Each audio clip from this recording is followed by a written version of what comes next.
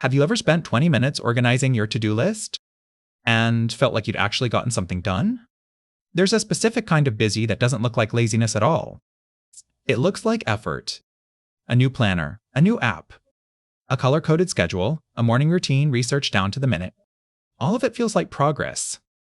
And somewhere in the middle of setting all of that up, the actual thing you were supposed to do today still hasn't been touched. Turns out, almost anyone who's ever tried to get organized before getting to work knows exactly this feeling. This is Max. Today, he's going to be productive. He's sure of it, he's already spent 45 minutes preparing to be 9 a.m. Max opens a fresh document titled, clearly, Today's Plan. He spends a while picking the right template, then color-coding the priorities, then rewriting the list because the formatting looks cleaner this way. By 9:40, the list is genuinely beautiful. 6 tasks, ranked, color-coded, time-blocked down to the quarter hour. He hasn't started task 1. He checks one more video for a tip on staying focused. 12 minutes. The video mentions a new app, supposedly better than the one he's using. He spends another 15 minutes comparing features, half convinced that switching might be the thing that finally makes this stick. He rearranges his desk because a clear desk means a clear mind. By 10:30, Max feels busy. He feels like someone who's on top of things. He still hasn't opened task 1. Here's what doesn't add up. Max spent an hour and a half getting ready to work. And none of it was technically wasted, the list is real, the desk actually is cleaner. So why does all of that effort feel like productivity when the one thing that hasn't happened yet is the actual work? Planning a task and doing a task light up the brain's reward system in a strikingly similar way. When Max writes "finish the report" onto a clean, color-coded list, some part of him registers a small sense of progress, not far off from the feeling he'd get from actually making progress on the report itself. Writers and researchers who study this have a name for it: structured procrastination, staying genuinely busy with real, finishable tasks, specifically because they're easier than the one task that actually matters. The desk cleaning, the app research, the perfect list, none of that is nothing. Each one is real, low risk, and has a clear finish line: done, done, done. The report doesn't work like that. It's open-ended, it's uncertain whether it'll even be any good, and there's no single clean action that lets Max feel finished with it. So given a task that's genuinely uncertain, and a dozen smaller ones that are quick and certain, Max's brain does what brains reliably do. It takes the reward it can actually get right now. There's a second piece underneath that.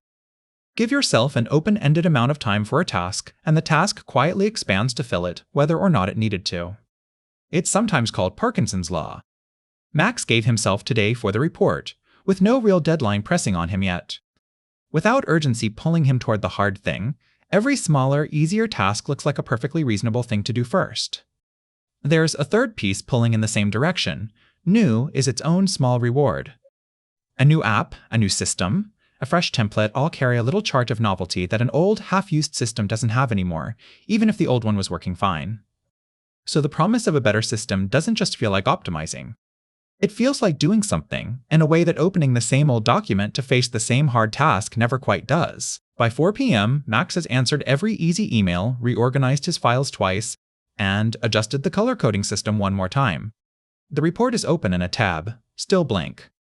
He goes to bed technically busy for an entire day, and somehow still behind on the one thing that actually mattered. Here's what makes it stick. All those small tasks gave Max real small hits of accomplishment all day long. Which means, as far as his brain's reward system is concerned, today worked.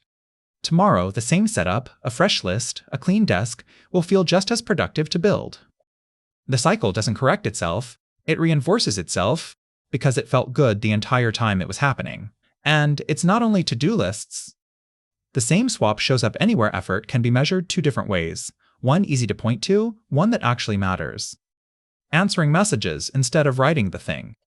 Reading about a workout instead of doing one. Researching the best way to start something instead of starting it. Watching a video about focus instead of, at some point, just focusing. There's a specific irony in some of this too. A lot of what Max turns to is literally about how to be more productive, which means the research itself, done at length on a loop, quietly becomes the procrastination it was supposed to cure. And it's not only work. The same swap shows up in a meal plan perfected instead of a workout done, a creative project outlined and re-outlined instead of actually started, the perfect moment planned for instead of a conversation just had. Anywhere there's a real uncertain thing to do and a smaller, certain feeling version of preparing to do it. The smaller one is right there, ready to feel like enough. There's a quieter cost underneath the lost afternoon, too.